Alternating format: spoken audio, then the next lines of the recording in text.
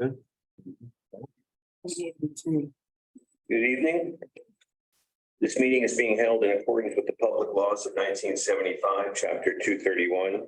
An adequate notice of this meeting has been provided by a notice sent to Asbury Park Press, Two River Times, and Star Ledger, and posted in the main lobby of the municipal building and on the municipal website. Please rise for the Pledge of Allegiance.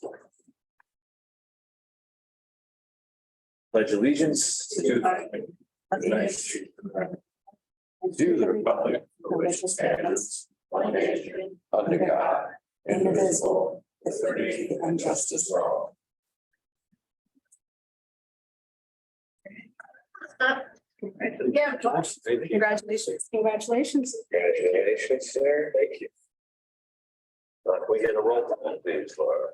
Councilmember Cassidy, Present. Councilmember Facey Blackwood, Present. Councilmember Forrest, Present. Councilmember Janone, Present. Councilmember Trigiano, Here. Mayor Portman, Here. and Councilmember Bonatakis is excused. All right, the gang is all here, I see. Let's start out with our, we have a proclamation, but we actually have an announcement. Our borough attorney just had a baby. How many days ago? 3 days ago. 3 days ago, a little girl finally. All right, I have a proclamation here, Red Bank Public Library Centennial. Whereas the Red Bank Public Library is celebrating its 100th anniversary this year in honor of this exciting milestone, and anniversary celebration will be held on November 10th, 2023. And whereas in 1878, a group of women in the community started the Red Bank Mutual Library Association with funds raised from private donors. And whereas after a few relocations, a fire destroying most of the collection and the rejection of an Andrew Carnegie endowment for the construction of a new building, the residents in 1923 voted to establish a free public library. The library board turned over its assets to the town, which maintained the library through the stock market crash of 1929 and the start of the Great Depression.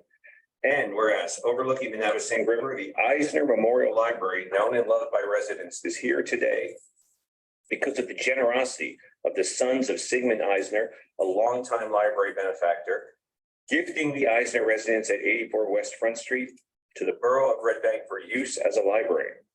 The doors opened in its permanent home on April 15th, 1937. The Eisner family continues to be involved to the present day. And whereas from the beginning, one of the critical missions of public libraries in America has been to ensure equal access to information and knowledge to all members of society, regardless of background or economic status. By creating a free public library, the citizens of Red Bank made a definitive statement that they wanted everyone, not just those who could afford it, to have access to the resources a library could provide.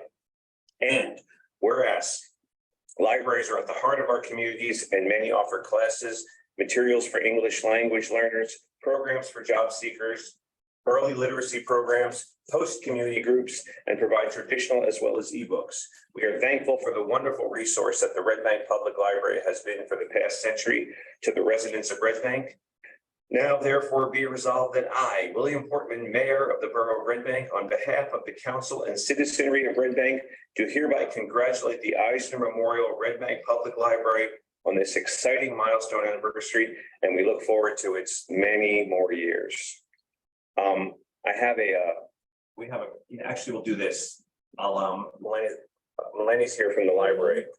Let's get a picture with this, but I'm going to hold on to it. We're going to present it to you at the actual shindig. All right, there we go. I'll take a picture. Or Ben, you want to take a picture? John, now you don't need this. Oh, I have their pens on it. You're gonna be in it. It's.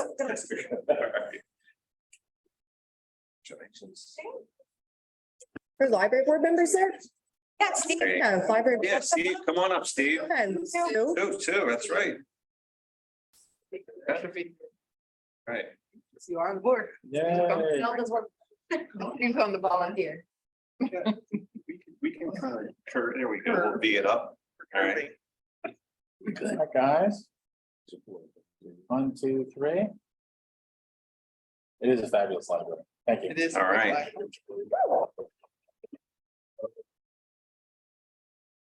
Oh.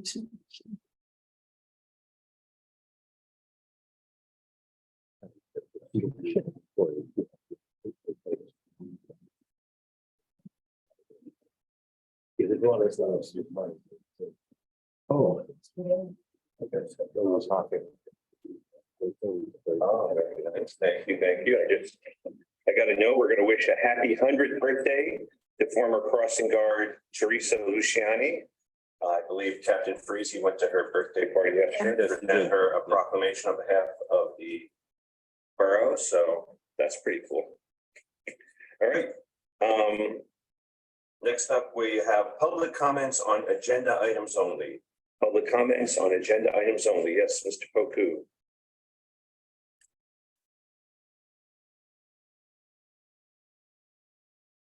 Oh, yeah, Mr. Poku's.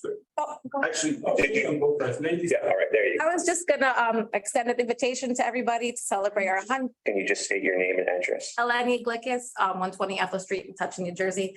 I'm just extending an invitation for everyone to come to our fundraiser to help the library propel to another 100th century. You can find details on our website at redbanklibrary.org. It's a fundraiser. Tickets are $75 a pop, and it'll be at the library November 10th from 7 to 10 p.m. All right. Thank you. Good evening, ladies and gentlemen. The microphone. I'm gonna just slide you back over, Mr. Poku, to the microphone, just so.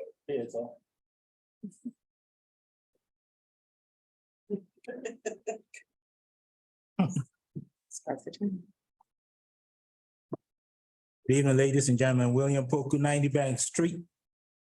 I was in the library just maybe half an hour ago, and the staff didn't know that there was going to be a proclamation today. And so I mentioned to them that this was going to happen. And I believe they run down here as you have seen. But I'm speaking on agenda item number 1, the proclamation. Conspicuously missing today at the press conference was the library. The what? And Library. okay, they were visibly not at the press conference. And they basically offer a great service to Red Bank. Okay, so with their permission, I told them that I'd come out and inform the council. So the next time you have a press release, the homeless do go to the library, and there's a whole host of services that the library really performs for these folks. And I put together a compendium of some of the things that they have out there. There are sometimes that people need services like faxing things to Social Security and other places, and you can do that for free at the library. You cannot do that for free at Staples. Now you go to Staples, got to go through all kinds of hoops and loops to do that. That is a service that the library, this library gives out. They have a seed library. I actually picked up seeds this season and grew some very nice tomatoes and other vegetables in my yard. And that's one of the other services. They also have a notary service. You know, if you have to notarize things and the banks are not open, or for some reason you can't find a notary, you are able to go out there and do that. They have home delivery. They don't just have books, they have iPads, laptops, and more. You know, today, you know, if you don't have information, you have really no excuse for it. I mean, everywhere you would find what you call it, resources to supplement whatever it is that you have. So they did give me permission to make the statement so that next time, if there's something of that sort, like the press release that you had, that you include that. They would have loved to be. Thank you, Mr. Brook. Appreciate that. Okay, so I have copies, you know, in case anybody wants a copy of all the services. I have copies there. I'll leave one here for Laura to pick up if you need it. And these folks want to see this, you can distribute these. Second agenda item that I want to speak on is the ordinance that you're proposing to consider adopting today. And my presentation here, I'll start off by saying that I don't think that you should be passing that ordinance today. I mean, ordinance help me, if it ain't broke, don't fix it, right? If it ain't broke, don't fix it. But if it is broke and you're going to fix it right. Now, those who are carpenters know best practice, measure twice, cut once. So the ordinance as it is in its present form is not conform to what the Constitution of this great country asks for an ordinance. Mr. Cannon will probably explain this a little bit better. There's something called the Model Penal Code. And the Model Penal Code says that if you're going to enact something, first you want to have the ordinary reasonable person have noticed that whatever it is that they're doing is wrong. Now, so that gives more compliance for people, to go along with whatever it is that you enact. There's also something called the presumption of validity. It says that when a council of yours passes something, it doesn't matter whether it is wrong to the core. It's going to be presumed by the courts as being valid, and people are going to be subjected to that. So we know sodomy laws and whatever it was against a man and a man to be together. Today, that's not true. Cannabis, if you had it in your pocket, you went to jail. And all those things have been changed. So I researched some other towns and what they do as far as this ordinance is concerned. Westfield is an example. What I see wrong with the ordinance in its present form is that someone tried to make it clearer. And it looks like they were targeting trailers. But the way that the ordinance is written, it's talking about public lands, that trailers cannot be on public lands. And I had the opportunity to speak with Mr. Santiago. I had the opportunity to speak with Mr. Santiago at the press release today. And he knows that that ordinance is being challenged already in the court. So I think the best thing to do is for the courts to look at it, have the arguments presented one way or the other. Mr. Cannon used to be on the case, but for some reason it's now been given to the prosecutor, and I don't know whether that's because maybe there are some constitutional issues that are raised. So you've seen me, where's this? Mrs. Nancy Facey Blackwood.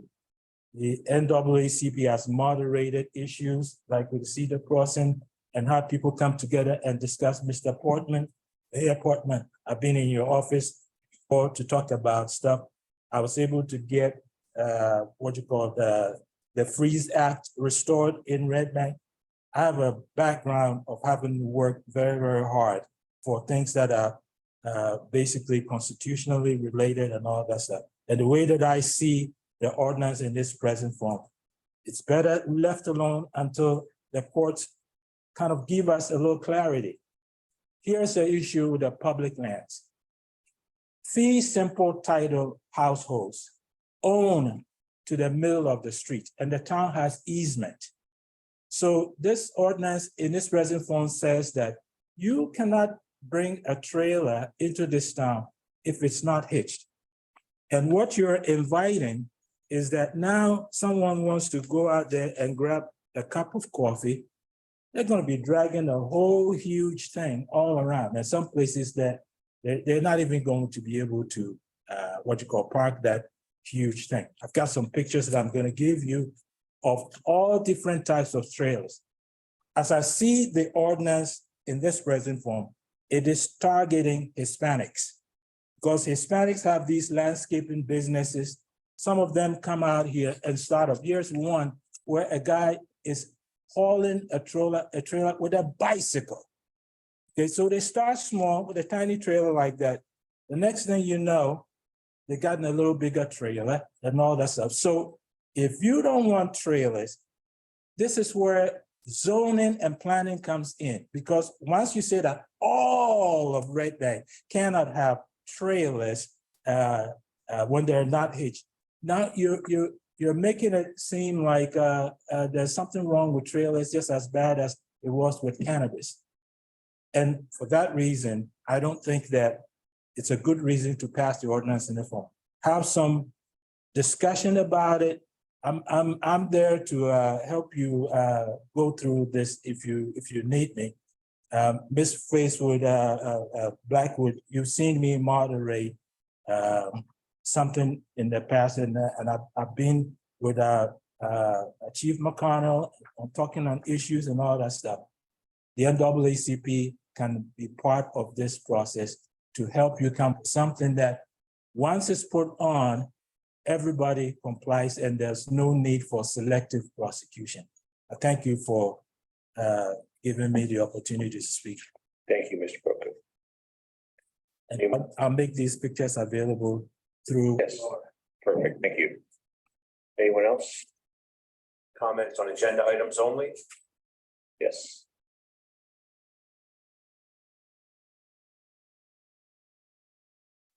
Suzanne was only 25 Peter Street. I was curious about more information on what you guys submitted in resolution NP 23-108 regarding safe streets and schools. What's the question? Not the fact that this thing is just saying, hey, we're submitting something. What did you guys actually submit? What was the actual goals? The primary, just the public school, the Catholic schools, all the schools? What is the plan? Like, what did you guys actually submit? Sure. So in short, it's this particular one concentrates primarily on the public schools. It's for improvements to 3 intersections, River Street and Fulton Avenue, River Street and Layton Avenue, and Branch Avenue and South Street. And Branch Avenue and South Street and River and Layton both involve bump outs on all 4 corners. I'm sorry. Branch Avenue and South Street does not involve bump outs because it's a narrow road. It involves 88 crossings on Branch Avenue, which is the county road, but the county's going to cooperate with us on that, and the installation of flashing LED beacons at the intersection for the Branch Avenue traffic to try to slow them down for the school crossing. River Street and Layton Avenue is bump outs on all 4 corners to narrow the roadway and to shorten the crossing, and the installation of LED beacons on the Layton Avenue approaches to the intersection. And River Street and Tilton Avenue is bump outs on all 4 corners, but no LED flashers at that location. Is the LED lights going to be powered with like the solar panels I've seen in other towns? Yes. Very cool. All right, very interesting. Did you speak to the superintendent about these ideas? Awesome. I also wanted to talk about ordinance NP 23-17. So it is a little bit vague. You're talking about inoperable motor vehicles, from motor drawn vehicles or trailers, and then as 2 paragraphs down, you're talking about unhitched trailers. I don't think you're particularly getting any specific subgroup. I'm Spanish, I'm not against it. I think maybe you could tighten it up a little bit. However, it's also a safety factor because I've seen them there. Somewhat cones on, which makes it safe. We do have a lot of kids that walk around and don't know not to touch things, and we want to make sure the streets are safe. But I've seen these trailers hitched on the corners, so there's blind spots. I've seen them not move for weeks at a time. So I guess no one's even checking on to make sure that the safety precautions that are taken, which some are not taken, are still there. So I think it's a safety issue. I think there are streets also not permanently owned by anyone. Like, for example, I have neighbors that feel like their front of their house is only for them to park. And it's so crazy on the west side. We got cones, we got garbage cans, we got a lot of things blocking it. I move here sometimes, I want to be able to park on my street. My street is full of, for the past week, brush. A couple of trees are knocked down, so I lost like 3 parking spots on Cedar Street because it's just sitting there for a week. I see no tickets. I think it comes down to a well balance of having people coming into town that uses like lunch break or other facilities on the west side, but also people do want to be able to park on their own street. I mean, I don't think when my wife comes home at 9 o'clock at night, working at a non-for-profit, she needs to go park on Bridge Avenue because there's no parking on our street. But I am for this to some degree. I think having unhitched trailers for a long period of time on the street is not really, is a safety issue, is a big one, but also because I see people taking advantage of it, again, back on the corners and the blind spots. There's a lot of big vehicles that just seem to park wherever they want. I know they're doing construction on lunch break, but and I've sent you guys pictures, there's big vehicles blocking literally one of the worst corners in town, blocking that turn. So I think this kind of helps it. I don't think anyone should own any part of the street for a long period of time. We all got to share the streets and let it be equitable. Thank you. Thank you. Anyone else? Yes.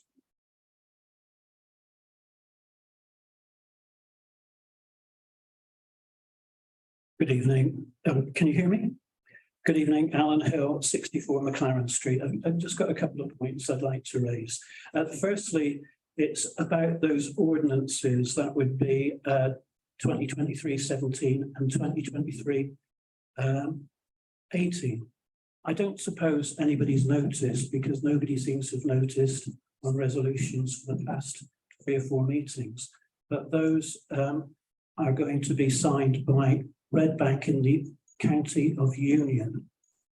Now, I know it's your probably your template at fault, but this has been true of several very important resolutions over the past 3 or 4 meetings. Yet nobody's raised this, and I hope it doesn't disqualify those resolutions. And really, you should, somebody at some point needs to make a resolution from the bench with front that actually amends those resolutions as they stand on this paper. What do you think, Alan? I would be obliged if somebody would tell me if that causes a problem for past resolutions. That included the resolution for the new, whatever you want to call it, for the town, the new management for the town. So I think you ought to look at that, which was signed by people in the County of Union. Okay, next thing. Apart from chasing up minutes, it's been quite, I think this council and previous councils have been quite derelict in not providing reports, written reports from various departments, in particular, I would say the Public Safety Committee, if that is such a one, or the police department, fire department, but there are other committees as well. The problem is with that, without there being a written report there, it makes it very difficult for people to ask questions about what is going on in this town. Now, I do have questions about what is going on in this town. It's very, very difficult to raise the matter even in this meeting. So has the council any intention of receiving reports at this meeting, written reports? And if you're not taking written reports, how are reports being spread? I mean, I'm going to take it for granted that everybody on the bench knows exactly what's going on in the police department or the fire department or any other, because that must be circulated amongst you somehow. I want is the same opportunity for the people of Red Bank to ask the same sort of questions you can.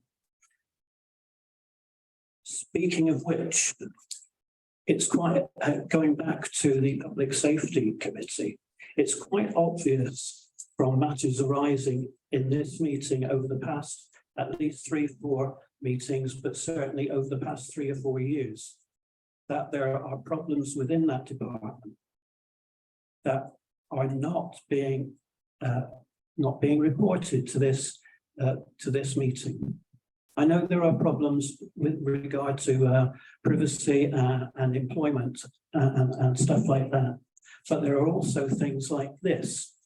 If you refer to the corrective action plan, which I'm just going to say more about in just a moment, you'll see that in the resolution, which is only a resolution to take the corrective action plan, doesn't say anything about it. We are not to know out in this room here what is in that plan. This was a very serious breach of state regulations by this council and your predecessors, no doubt. Serious enough for us in this resolution to point out that to make a special provision for the PBA to amend the plan. What about us? What about the people in this town? I take it you are all familiar with that plan. In a minute, you're probably going to pass it without discussion. And we don't know what on earth is going on. And this is a matter of at least state level importance. So, you know, when are you going to live up to being open, equitable, represent the people, or at least transparent, and not just sit on this stuff while we all out here just wonder what on earth is going on? There may be people out here who know what's going on. In fact, I know there are. There are people here you do talk to. There are people here you do talk to. But you don't talk to me, and you don't talk to the vast majority of the people in this town. And I think we have a right to know what's going on. We have a right to have those reports, you know, from departments that cost us millions and millions of dollars, let alone maybe millions and millions of dollars in damages and fines. So we need to know. So I am going to urge that this resolution 23-106 is deferred until that report is, the answer is made available for people at this meeting to discuss and make their own points. Thank you. Thank you. Anyone else for on agenda items only? No, Mayor, online. Point of order. I did ask a question at the end. Right. Thank you. When are we, do you intend to, paraphrasing, do you intend to let everyone know about these items, and when is it going to happen, these reports? So, And he also said, the entire contents of the corrective action plan, which is an introductory paragraph and then the second page, is contained in the ordinance. I literally copied and pasted the corrective action plan that Darren had. So there's nothing beyond what's in that resolution with those corrective actions. That's the whole report. If you would like the underlying letter, I could email it to you from my computer right now. It's a public document. But there's nothing beyond that that's not available right there. Clarify then that is the whole report. That's the only corrective actions that are needed, and that's the entire report to the Office of the Comptroller as to what we're gonna do to fix it. You can see it's italicized. I literally copied and pasted it from the entire report. The Office of the Comptroller's report is, I believe, available on their website. It's dated July 7th, 2022. That's all the municipalities.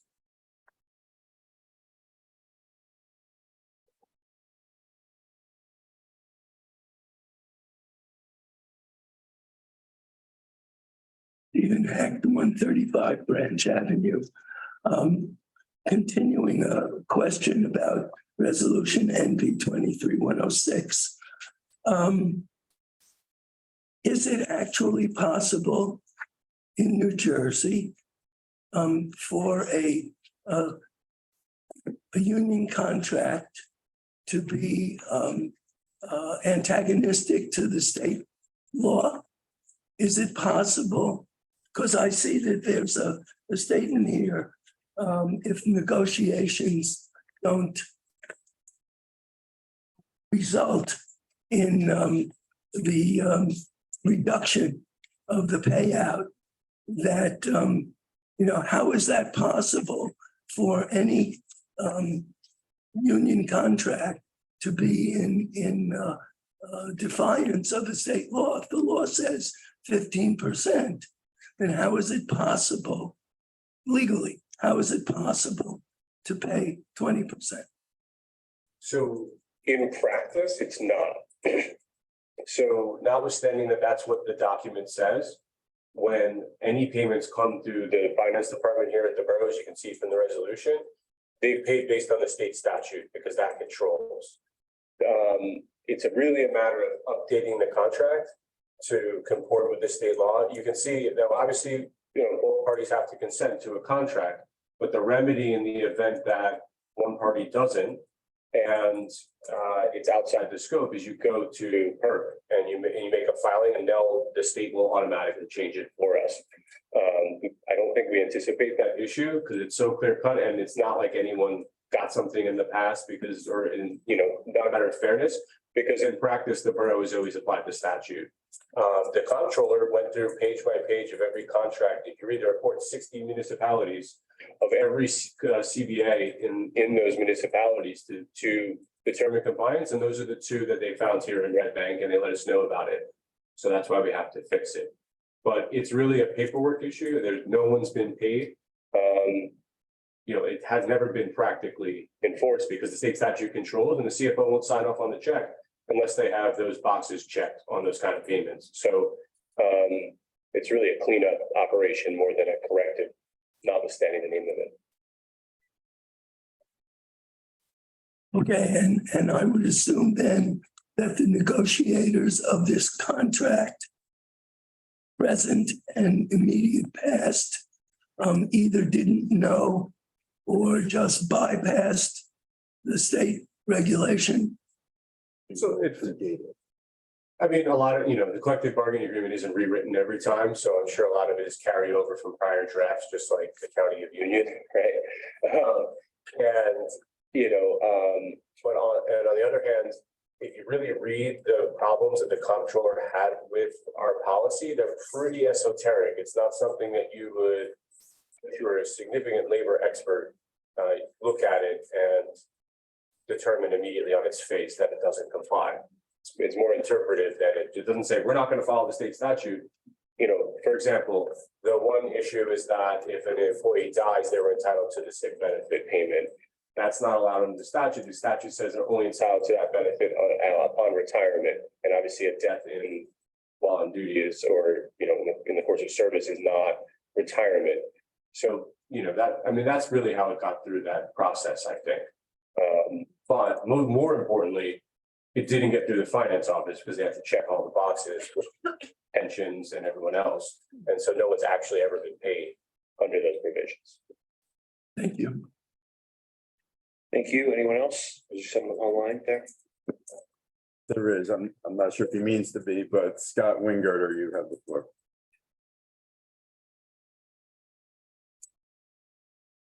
Scott, I don't know if you meant to raise your hand, but you did. If you did, just unmute yourself.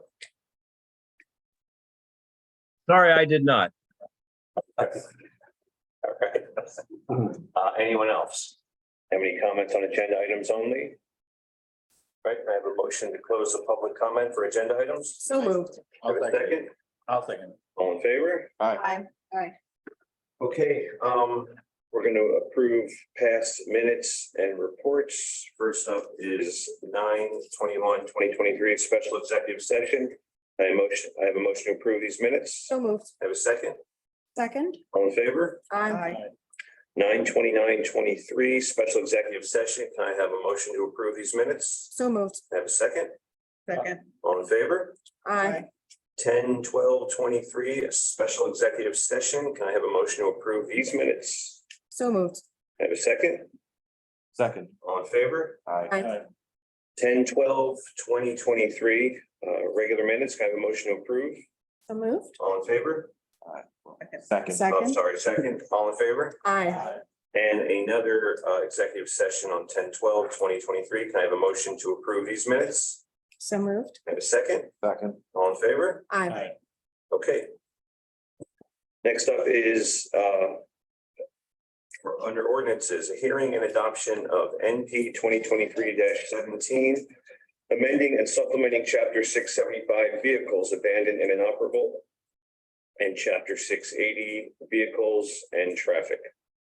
Can I have a motion to open the floor for public hearing on this ordinance only? I'll make such a motion. Have a second? Second. All in favor? Aye. Aye. Anyone has any comments on this ordinance? Anyone online there? No, sir. Can I have a motion to close the public hearing on this ordinance? So moved. Can I have a second? I'll second it. Can I have a motion to adopt ordinance NP 2023-17? I'll make such a motion. I'll second it. All I'd right, like to thank make a you. comment, Mr. Mayor. Yeah. But do we comment now as just, After second. okay, sorry, go ahead, Ben. Parking is challenging in Red Bank and my street is and many other streets, and I really don't think it can be a permanent parking trailers permanently on the streets is absurd. You know, it's becoming a bigger problem. Also, many of the trailers are not kept well, they're an eyesore. So I'm planning to vote yes on this ordinance. Okay, thank you. Laura, can we have a roll call vote, please? Councilmember Cassidy, Yes. Councilmember Tracy Blackwood. Yes. Councilmember Forrest, Yes. Councilmember Janone, Yes. Councilmember Trigiano. Yes. Mayor Portman Yes, and Councilmember Bonatakis is excused. thank you. Yes. Okay, we have an introduction to NP 2023-18, amending and supplementing section 680-60, schedule 26, restricted parking for handicapped persons. Can I have a motion to introduce? Motion, I move to introduce. Have a second? I second. We have a roll call. Councilmember Cassidy. Yes. Councilmember Tracy Blackwood. Yes. Councilmember Forrest, Yes. Councilmember Janone, Yes. Councilmember Trigiano. Yes. Mayor Portman Yes. and Councilmember Bonatakis is excused. Okay, we'll have a hearing on this ordinance on November 9th. Resolutions, does anyone have anything we got to do separately, or can we do all the resolutions at once? Anyone think that? No? I have no problem. We can go with them all together. Okay. Can I have a motion to approve resolutions NP 23-99 through NP 23-108? So moved. Can I have a second? Second. Can we have a roll call? Councilmember Cassidy, Yes. Councilmember Tracy Blackwood. Yes. Councilmember Forrest, Yes. Councilmember Janone, Yes. Councilmember Trigiano. Yes. Mayor Portman, Yes. Councilmember Bonatakis is excused. Okay, next up, I think we had publicized that we were going to be in executive session earlier today, but the candidate we were interviewing had to cancel, so that did not happen. But right now, I want to open up the floor for public questions and comments on any topic.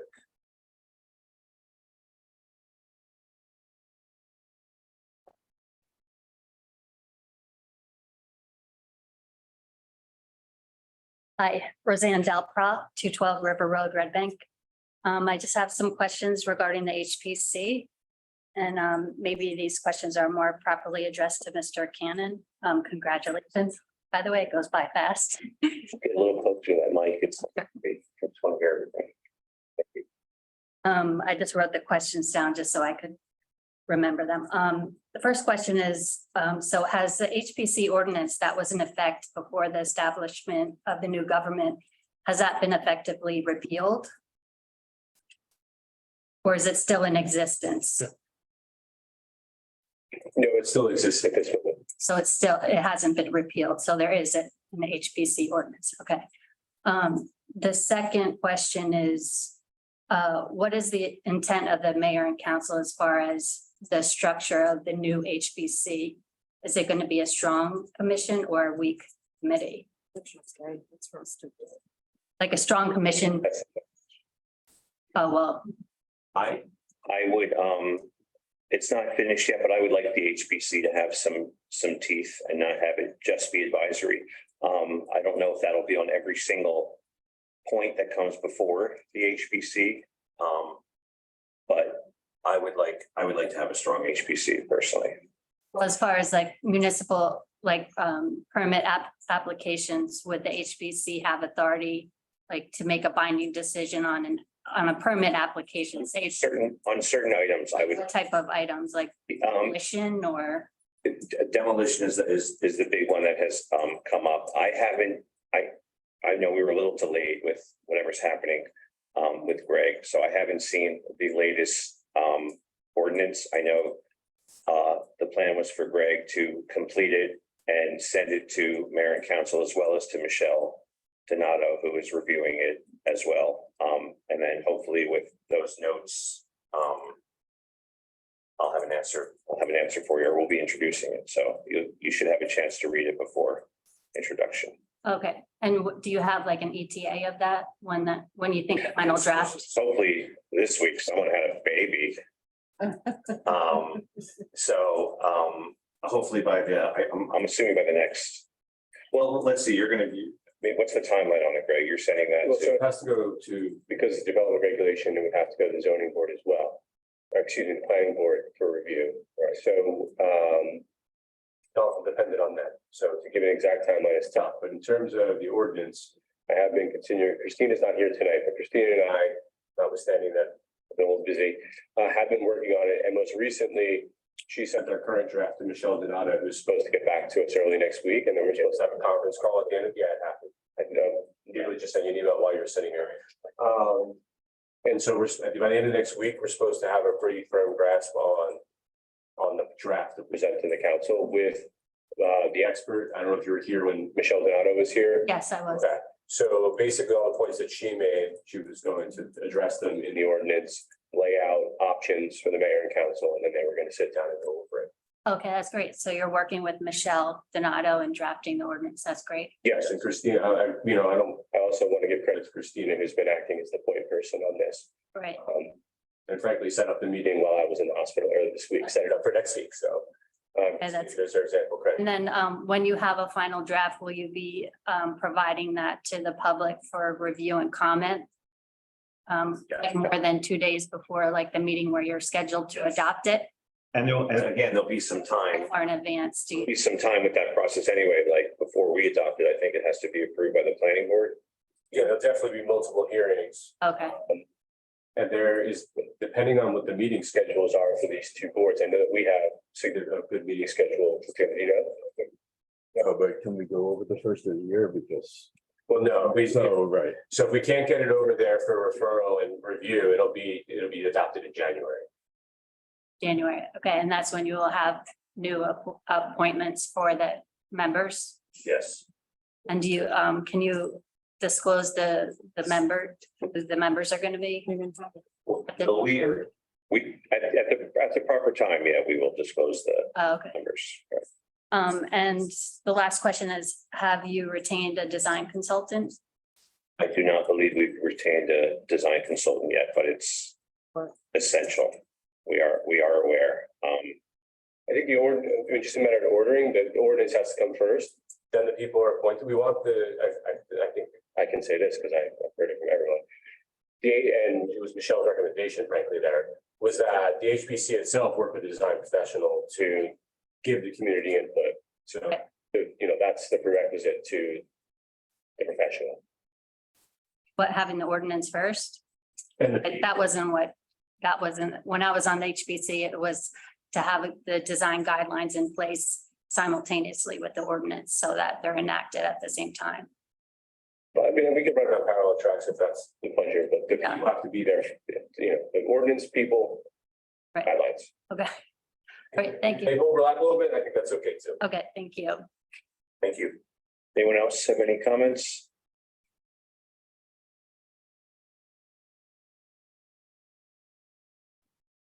Good evening, Cindy Burnham, 71 Wallace Street.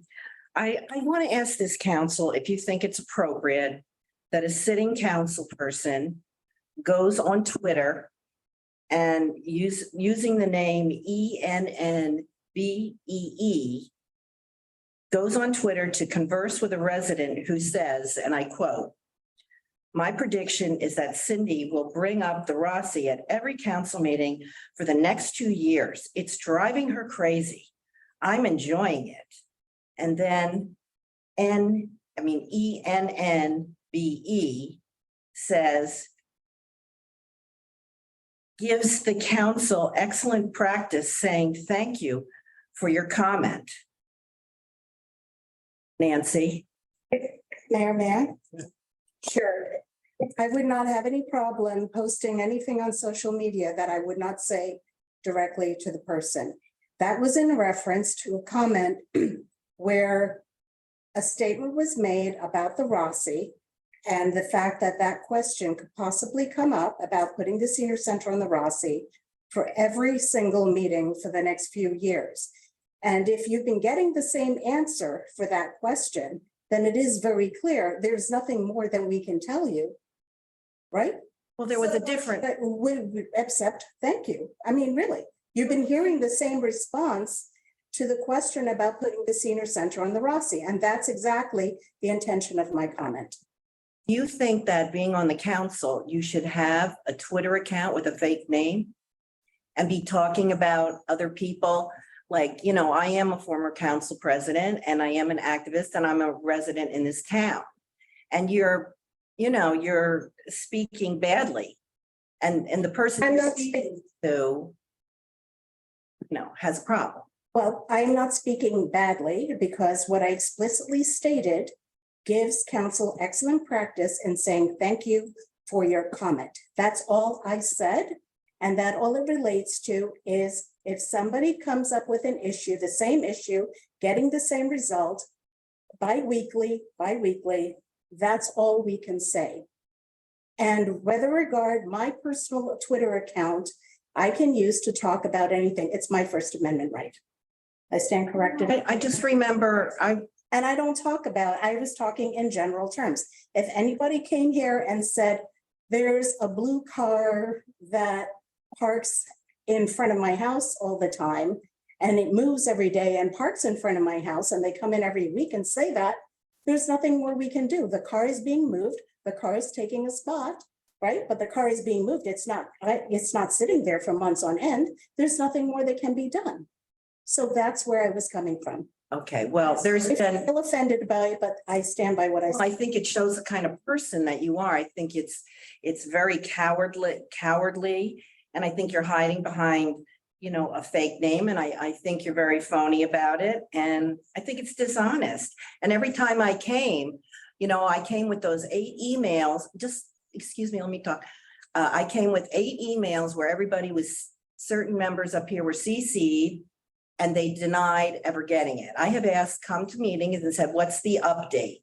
Which is a legitimate question. What is the update? And they all claimed, I don't know, blah, blah. And then I, say, well, it's the end of August and August 16th, you got an email saying the review has been completed. And then that was that. And then there was another time I came and Ben came out with, well, I don't think it's a good idea. Okay. And then I came back at the next meeting and said, well, why do you feel that's not a good idea? And he said he wants it just for seniors. And so, well, I'll just go on to say, Parks and Rec uses it.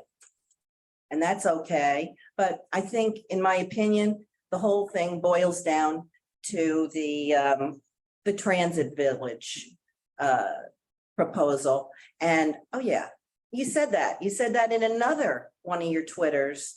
Oh, I don't have my phone on me, but where you talked about the development on Oakland and Bridge. And somebody, what do you mean? Nope. Just a second. Cindy, it's a Twitter handle.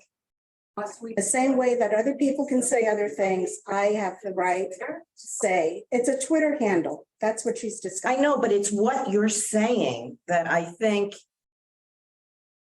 is bad. Okay. There's nothing more I can say. I'll be able to find it now. Take your time, we're in no hurry. You know, Mayor, I think people that call, didn't we talk about this? People that call out from the audience are out of order and that we were gonna put a handle on that? I Yeah. called out, am I? No, you didn't, but there are people that are calling out. Alan, can you find it?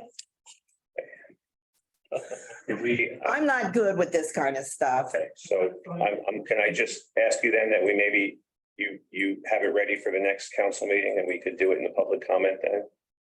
All right. I'm just not good with these things. Would that be an okay option? Somebody is asking, a legitimate person is asking about the development on Bridge and Oakland. And you reply saying, well, the developer is waiting until the town gets its designated. Wait a minute, I think I have it. Okay, you get some Upzone, New Jersey saying it's not dense at all, especially near the train station. And then you say, not right now, but there is a developer who wants to build at the station once the town gets transit village status. It just seems like you're a council person and I don't think should be giving out those kinds of information. March 22nd, Red Bank Green article has a discussion with Denholtz and his negotiations with New Jersey Transit to build development over the parking lot. Okay. Well, thank you for your comment. Thank you for your comments. Anyone else? Yes, Sue. Suzanne, it's gonna be 25 Cedar Street. Are all the water meters switched over from, I think it was around 2014, 2015, when the goal was that all the water meters switched over to be digital? No, there's a small amount that we still haven't gotten access to the homes, somewhere around 100. It could be a little less, it could be a little more. And the goal was once we switched all over, we would save labor because you're not paying for somebody to walk around to manually get readings, correct? Correct. That the person is doing it literally for that very few homes or properties at this point. The other 3,000 and some odd are reporting electronically.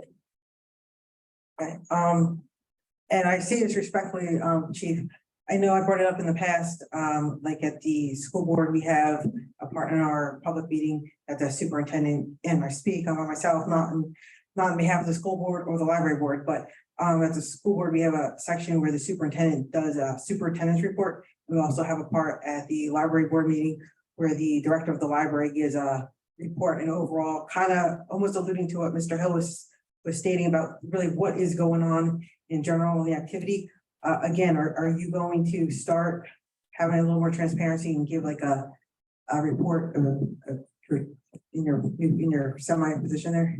Yes, Greg and I have just recently been talking about that, and there will be a manager's report coming out. It's just been, as you know, we've been transitioning over the last 4 months or so and trying to get everybody in line with what's going on. But yes, there'll be a manager's report provided monthly at least.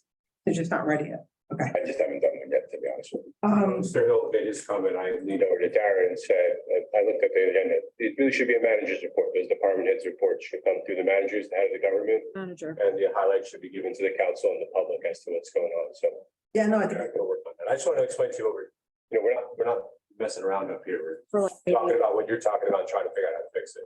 No, I'm used to you guys talking when we're talking. I also want to commend our DPW. I saw one guy up in the tree, literally cutting down branches and everything, which really took, I saw safety precautions. I just haven't had a chance to put up a picture. I've been really busy. With that being said, though, now that all the brush pickups have been formally done, technically, right? All the brush, right? I have a whole lot of brush on my street.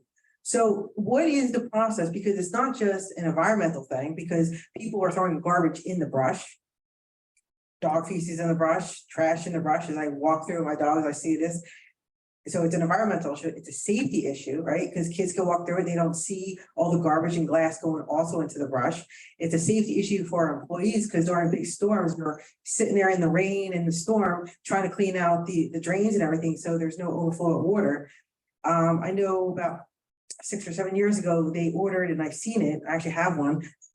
For an example, I got a door hanger to remind people, hey, get this brush off the street. What is the plan and how is it gonna be executed? Because I'd like to start on my street.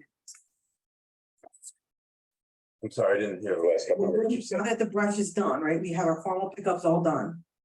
Yet there's a whole bunch of brush on the streets. Say we're going to, follow through and hold everybody accountable equally, right? So what is the plan so people stop putting brush out? Because again, it's an environmental issue, it's a safety issue. And it's, it hinders parking, which we all have a problem with.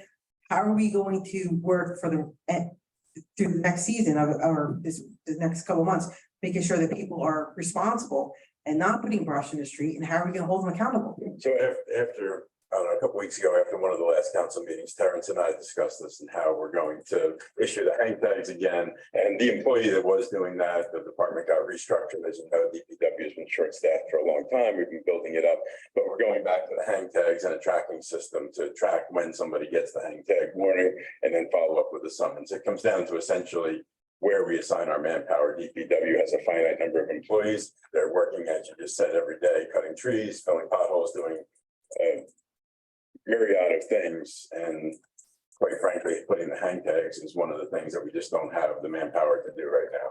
We had a report earlier this year to add staff to DPW. We've added, I believe, 60% of that staff so far.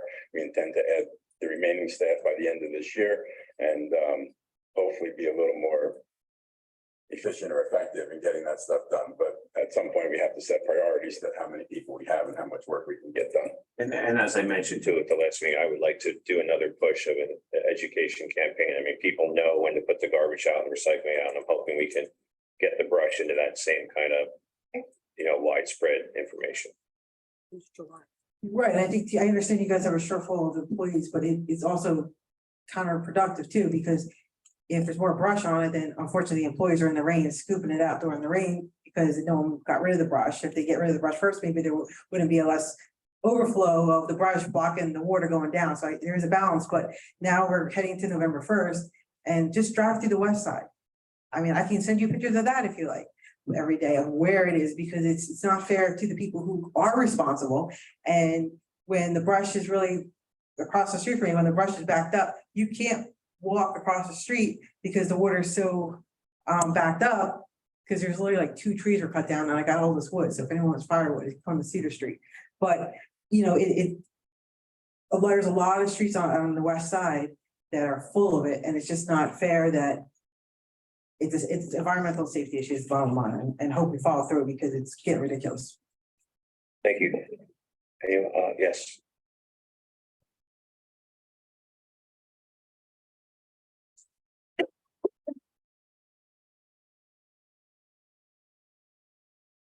Boas, 135 Branch. Barbara Boas, 135 Branch Avenue. I have 2 issues. Really, we have had the worst winter, summer and fall with leaves and trees and wind and rain. I personally see the same thing on the east side, and it gets a little old to hear that it's only on the west side, and it's not true. It's an equal opportunity brush piles. But my thing is, the more bad weather we have, the more time we need to get this up. So I'm not going to complain. And if people would just move it, like when they're putting it out, like 8 inches from the curb, there's room for the water to flow. Just my kind of silliness. I don't think I want to start telling people when you're illegally putting your brush out, leave, but I get the idea, Barbara. Well, We could go down a dangerous path there, will we? I just see, but the main reason I came up was to thank you this afternoon. It was amazing. I was thrilled to hear from all those different people about all the amazing and wonderful things. I've lived here for a long time. I thought I knew everything. I didn't. And that was truly a worthwhile afternoon, as hot and as uncomfortable as the seats were. It was fascinating because I was thrilled that this little town did so much for the people who live here and who take care of them. And thank you. And thank the people who, all of the nonprofits who contribute to this town. It's, you know, we whine and complain that we have a lot of them. Yeah, well, maybe it's a good thing. Thank you very much. And again, do it again. One other thing I wanted to mention, by the way, because I just found this out. Barbara was at the very first Halloween parade Oh, yeah. 75 years ago. I was. Yeah, so that's pretty cool. I wish we knew. We could have made you like some kind of. Made a speech. She said it on the stage at the Halloween. parade. Oh, yeah, I know. That's when I found out. We could have had her riding on a float or something, you know? Yeah, great, yes. Yeah. Right, The old lady here with the walker, right? Next year I'll be with the walker. right. Thank you. Anyone? Yes.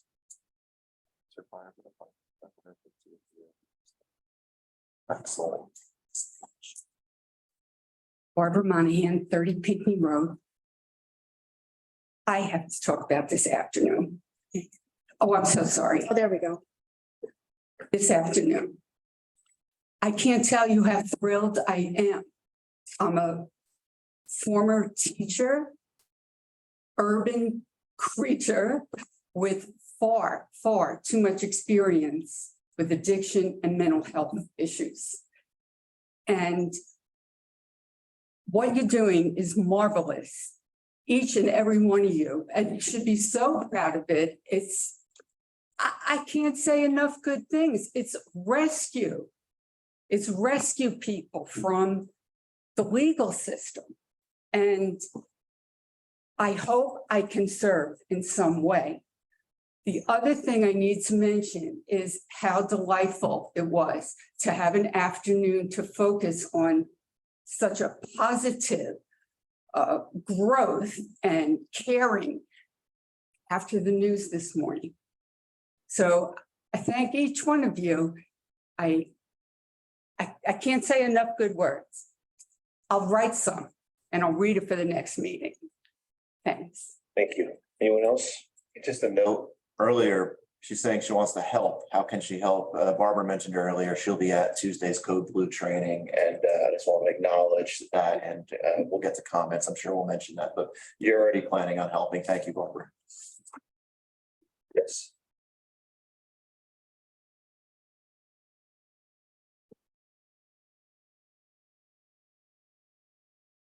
Alan Hill, 64 McLaren Street. I just want to go back to this social media thing and say that I do agree with Nancy's claim to be her First Amendment right. However, what you've got to remember is that you, these people on the board, are elected representatives and actually subject to a different law. And I want you to know that if you are on Facebook, if you use items like Facebook, WhatsApp, Twitter, Signal, Microsoft meetings, whatever, I don't know, Facebook messages, those communications, if you are discussing council business or disseminating council information, those become government communications. And you ought to remember that and can be subject to over requests. And you want to remember that when you follow despicable, nasty individuals on Twitter, who Cindy's already referred to, who go through and make scurrilous, libelous, lying, revolting accusations whilst maintaining an ethos of absolute anonymity, and have followers, and there's at least 3 followers on the bench, this bench here, those followers ticking the like button on those sorts of posts, then you know you've got to take some responsibility for that. And if you won't take the responsibility, we'll find out. I'll remind you again, if you're using those accounts, they're your private accounts, it doesn't matter. Okay, if you're doing that, if you're holding caucuses on WhatsApp, if you're doing any of these things, that becomes searchable by Oprah. And I just want to why I am so, everybody here knows, I've actually have three not anonymous accounts, but I do have 3 accounts with 3 different names. Everybody in Red Bank who knows those accounts knows it's me. I've never hidden that. And I've only ever used those accounts to make fair comment, which I'm actually allowed to do because I'm just a member of the public. But if you up there are liking those sorts of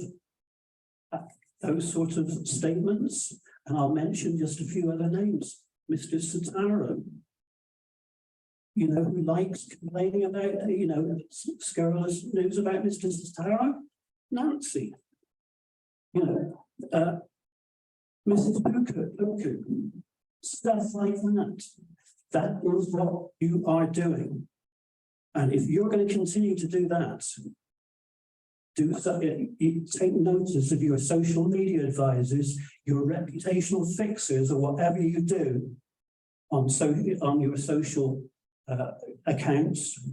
And I know you do. Get it in order and stop this abuse that you are a party to. Nancy, you are a party to. Ben, you are a party to. Christina isn't here, but she's a party to. And maybe there's others of you who just maintain anonymous accounts. I don't know. Maybe Dead Bank Rising is up there amongst you. I don't know. Nancy knows, or else she's just following somebody blindly. I can't imagine she's stupid enough to do that. Are you, Nancy?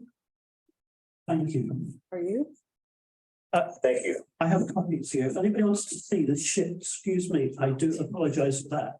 That goes on on Twitter accounts you subscribe to. Just ask me. Okay, thank you. Anyone else have public comments? Anyone online there? No. Yes. Cindy Burnham, 71 Wallace. I just wondered what the update was in regards to this social worker that you're hiring. Did you hire someone? You did. Yeah, it was discussed at the press conference today. Yeah, well, I missed the press conference, so did you disclose the name? It's Pulse Services. PULSSE Services. Oh, you didn't just hire an individual? No. You hired a service? Okay, and so what is the job description then? Is this? Well, it's an employee, so it's not a job description, but there's a contract that we entered into that provide services, social worker services within the police department on an average of 12 hours per week. So are you gonna have a social worker come to the police station, or what's gonna? Oh, okay, thank you. Okay, thank you. Anyone else? No? Motion to close the public comments. So moved. Have a second? I'll say it. All in favor? Aye. Okay, Dave, you have anything you want to add or report? Yeah, I've got 3 things.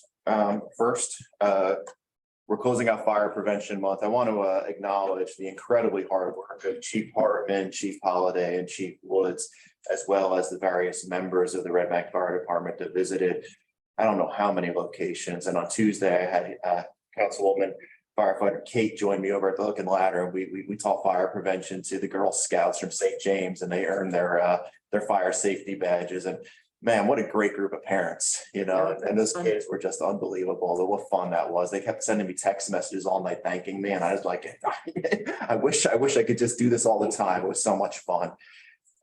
Regarding today's press conference, the prosecutor's office made a statement that was just so resounding to me about how forward-thinking this program is and hiring the services of Pulse in particular, and how they wish that others in the county will follow suit of the example being set by Red Bank, how this is the first in the county.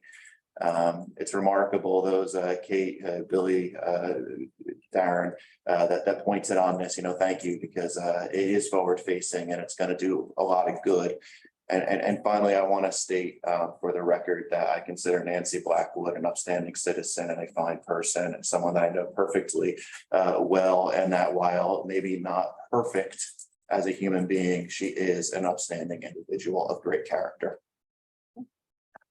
Thank you. Yes. Thank you. I also want to thank the organizers of the press conference and to make our community aware of all the services that we have available. I was not aware that the County Youth Prosecutor Service also had services, so I learned something new today, and I'm pleased as how well we can all come together as a community to help our MVPs, as I like to call them, our most vulnerable population. So I think that's wonderful. I want to share that 2 weeks ago, the Cedar Crossing Steering Committee had come to council to ask for guidance in helping them understand their condo association, what happens to their HOA fees and what services that they get for that. And there was a meeting held this past Sunday facilitated by Mr. Boku. And Greg had come, as well as Laura, Christina, and myself to support the residents there and hear what was going on. There was just, it seems like it was a lack of communication that was going on, and it looks like the issues have been resolved between the role of the condo association, the role of the housing authority, as well as speaking to the housing authority director and the attorney for the condo association. So I got the sense that people left, they were satisfied with the information, and then they have a path for going forward with communicating with the residents. There are 36 homeowners there, so it is a small community and, very easily accessible.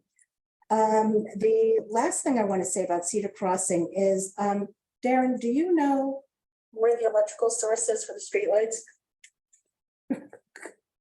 Somebody's. Here, I'll undo. Well, there you go. I do not off the top of my head, but I saw emails going back and forth, and I think they got their answer today, but I honestly didn't open it yet. Okay, all right, great. One more thing I do want to add is please be on the lookout for a survey from Easy Ride about the experience using the pop-up bike lanes in Sharrows for Porch Fest. The survey is both in English and in Spanish. And let me jump back to the press conference today. I was very pleased at how quickly Itzel could do the translation and how it felt very inclusive by having it in both English and Spanish. And this past yesterday, Easy Ride did come out to talk to the seniors. It was on their calendar, and they gave a presentation on pedestrian safety to seniors. They talked to them about, what is it like to cross the street when you're a senior, when you have a walker, when you're a slower walker. They had an excerpt from Grace and Frankie about crossing the street for those who watched the show. Many were interested, and I believe a lot was learned. There was supposed to be driving safety for seniors as well, but they ran out of time. So they'll have another session and they'll arrange that with Jackie about driver safety. Thank you. That's all I have. Thank you, Ben. Let's just skip over, Mayor. Okay. I'm gonna close this meeting. We're gonna back cleanup. All right. Actually, I did want to comment a couple comments during the meeting. I wanted to.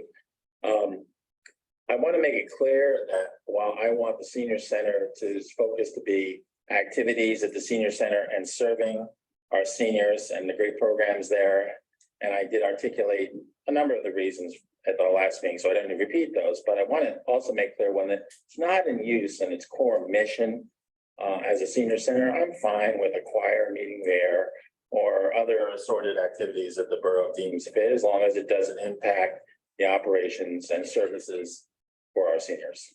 But I just want to make that clear because there has been commentary on the internet and here the effect that I just want it to be, quote, just a senior center, and that's not true. I've been there actually for activities that weren't directly senior activities. But its core mission should be servicing the Red Bank senior citizens, and that's just my own opinion. Actually, I wanted to also comment a little bit on Mr. Hill's internet comments, and since you mentioned me, I wanted to say that I find it very ironic, actually, coming from you, because you've written a lot of very direct things as well, and that I at the time found offensive. I don't recall anything that I've written recently that was offensive. If I have, certainly feel free to email or text me, and I may pull it down or qualify my remarks. But you know, we live in a world of the internet and social media, and it seems to me, in my capacity, I'm interested in Red Bank issues, but also as a Red Bank councilman, I look at a variety of points of view. I look at Voices, for example, Cindy's page. I look at Chatter. I look at a lot of other things. And I dabble a little bit on Twitter, although that's my least favorite of the social media platforms.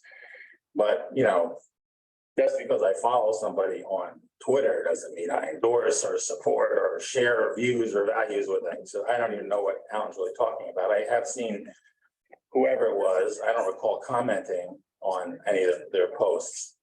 But I think really in this world that if you're a public official, you should engage with well, in the old days it was newspapers, and newspapers not so much as more anymore, and it's more websites now, but we do have the Asbury Park Press here, and I'm grateful to see them here. I think I do read it mostly on the internet though now, your paper. So I just wanted to make that comment because I really mostly didn't know what Alan was talking about, but I do think that it is our obligation to stay informed and look at points of view other than, you know, my own page on Facebook. And also Parks and Rec. I just want to do a little update on some of the things we have coming up there.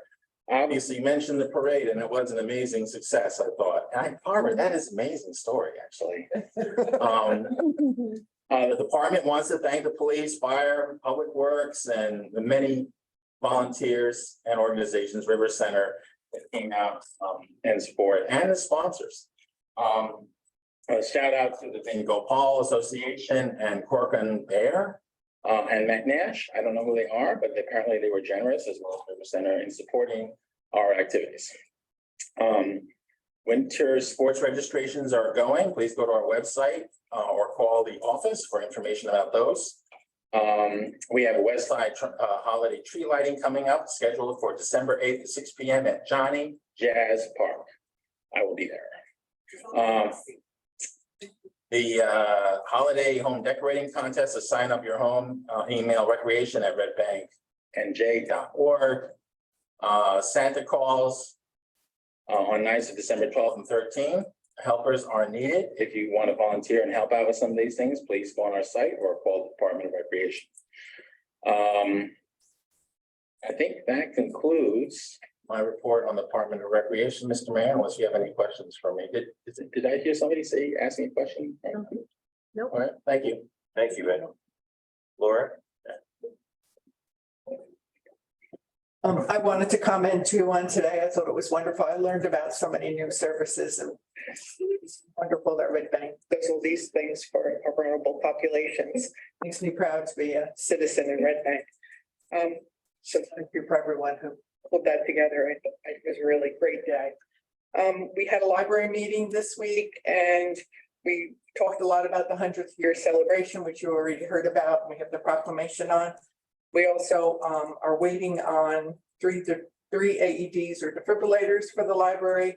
They're on back order for 2 months, but I did ask Hackensack Meridian if we could at least get one before we have the gala at the library. So they're looking into that because I know they just got one for the Elks, and we were all invited to go see them get that, but hopefully they get us one before the gala celebration. And I think that's it. Thanks so much. Thank you, Deputy Mayor. Thank you, Mayor and Council. Yep, Councilman Cassidy, it was a really cool experience to, you know, see with the girl. Yeah, it was awesome. And, you know, it was really useful work. We can't stress it enough when you talk to kids about fire safety. And, you know, you ask them, what do you do if there's a fire? And one of them says something like hide under your bed.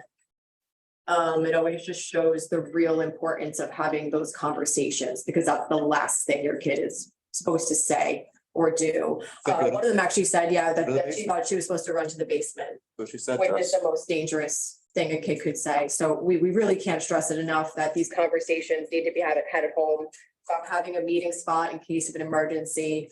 Never to hide in your room. We go over, unfortunately, leave your pets, and we like to have a little thing where I ask Dave, have you saved a cat? And he goes, yes. And I go, have you saved a fish? And funnily enough, he has. So we try to make it approachable. And everybody in the fire department does this. Everybody tries to make it approachable and tries to teach about these hard issues. But when there's a moment when a kid says, if there's a fire, I run to the basement, it really it hits you in the gut. So it just shows how important that work is. And also just super fun. And it makes me super stoked. And I often forget that I'm a woman. Sometimes, like, I forget what package I come in when I'm working and leading. And then I'm like, oh gosh, yeah, I'm a woman firefighter, and these are little girls, and they are seeing this. And I sincerely don't remember that sometimes. I just put my head down and do work. So that was a nice moment. And thank you for inviting me to the Hook. From the west side, baby. The girls, they were so happy to meet a female firefighter. Yeah, it was super cool. I have some notes from the Community Equity Engagement Committee. For those of you who are active on Facebook, please follow the Community Equity Engagement Committee's page. They've been doing some really great community building posts, humanizing our community, and sharing personal stories through their page. They started out with doing it for National Hispanic Heritage Month, and highlighting different Red Bank residents who shared their backgrounds. It was very successful. Engagement was very high. And the committee said that they plan to use this as a way to teach people about all different cultures and diversity in the town. So follow their page for the good stuff, what we love about Red Bank. And lastly, I'll comment on the press conference that took place today. Please watch it if you have time, or if you want to watch it in bits. It is on the Borough of Red Bank Facebook page. It is, there now.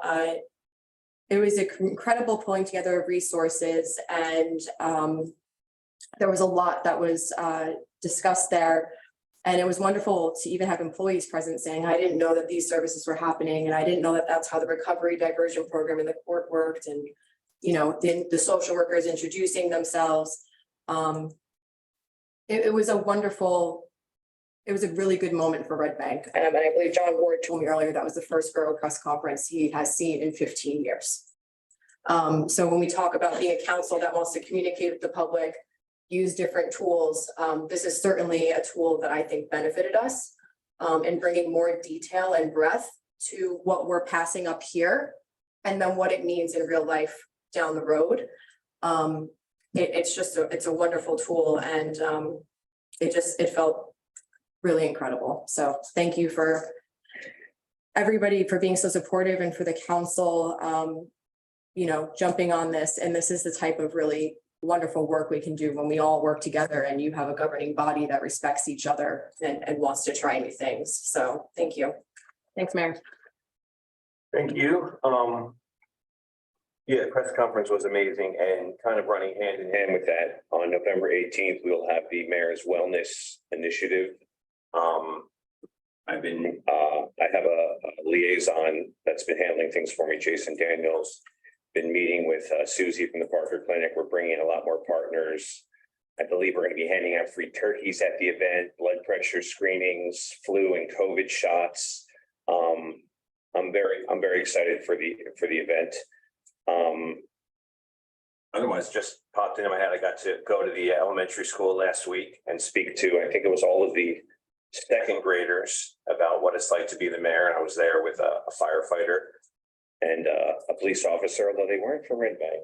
Was it For the whatever community reason. helpers? It was the community helpers. Who does? Yeah, I know what you're talking about. I was there with Tim Hogan as well. His daughter was the one who had organized it. Mhm. I did thank him, Laura, for the library defibrillators.